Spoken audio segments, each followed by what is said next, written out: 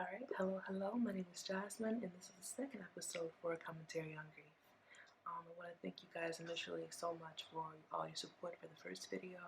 I didn't expect any subscribers initially, but I'm thankful that you guys are willing to walk with me in my process, and I hope that I can help you with yours. This video is going to be all about my why, the reason I started this channel, and the story of my son, Mekhi Ayanda, who I lost April 1st, 2020. In videos, I'm going to talk a little bit about self-care and different ways to manage your grief. So one of the things that I do is I write to my son. I have this journal right here.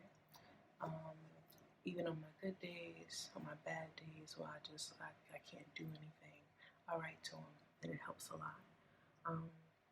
The first entry is the day after my son died, April 2nd. I wrote it the morning of, to sort of write down his story. I'd already known how trauma can affect memory, and I wanted to remember as much as I could about the moment, about everything that led up to it, so I wouldn't forget. I wouldn't get distorted anyway. So I'm going to read that to you guys today. For I know the thoughts that I think toward you, said the Lord, thoughts of peace and not of evil, to give you an expected end.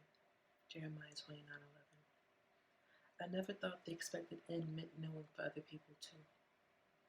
On Wednesday, March 25th, 2020, I went to my OB to do my 36-week ultrasound. Up until that point, everything was going well. My baby was a fighter, just like me.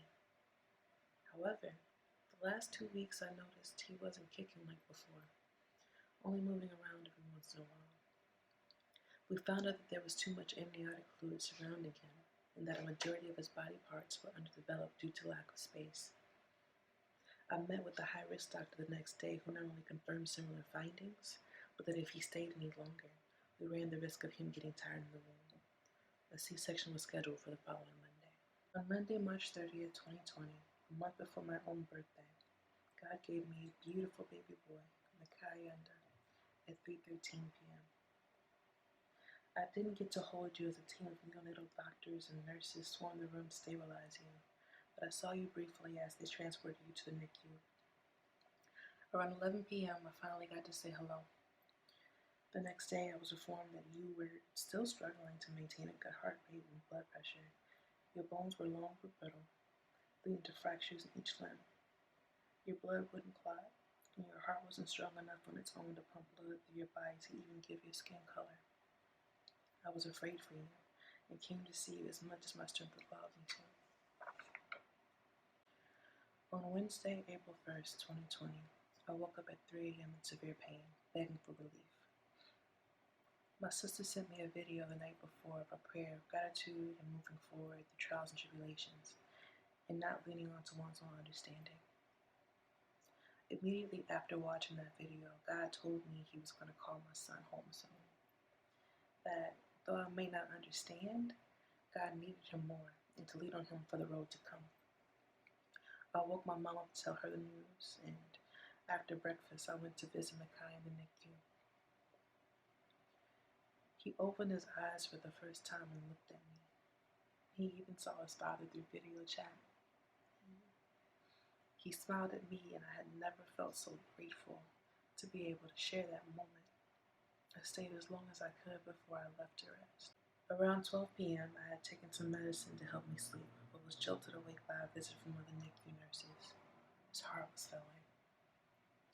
I was rushed to the NICU, shuddering, trying to prepare myself for what was to come. I could see he was hurting, and I called my mom back to the hospital. The numbers on the screen kept changing, but he kept fighting. He even got to meet his grandmother. I know he was scared, so I told him to hold on to my voice as long as he could. And when the time came, at least you were in Mommy's arms. Mekhi Ayanda, thank you so much for being such a gift to me. Thank you for showing me the importance of gratitude, bravery, and strength. For years, I had been on autopilot, sleepwalking, because I was afraid to walk into my calling. I promise I'll do better for you. I'll be better for you. I hope I gave you some peace to see me before God called you home. I love you.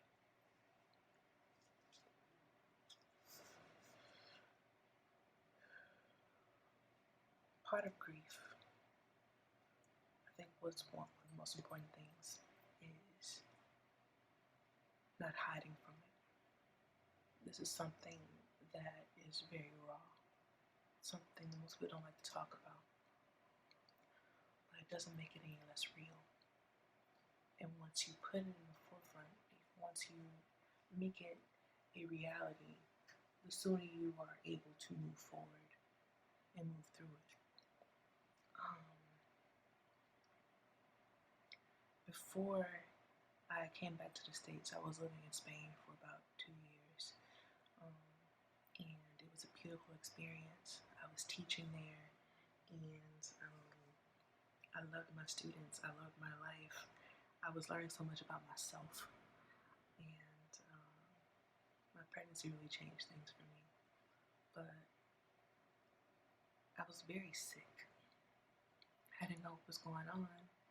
I was like, I thought, it's kind of normal for people when you're pregnant to get sick and stuff like that, but I was a different level of sick. I was a different level of tired. So, a couple last minute things. I will be posting every Monday, so once a week. And the next videos, I'll be talking more about the stages of grief and just my process through them.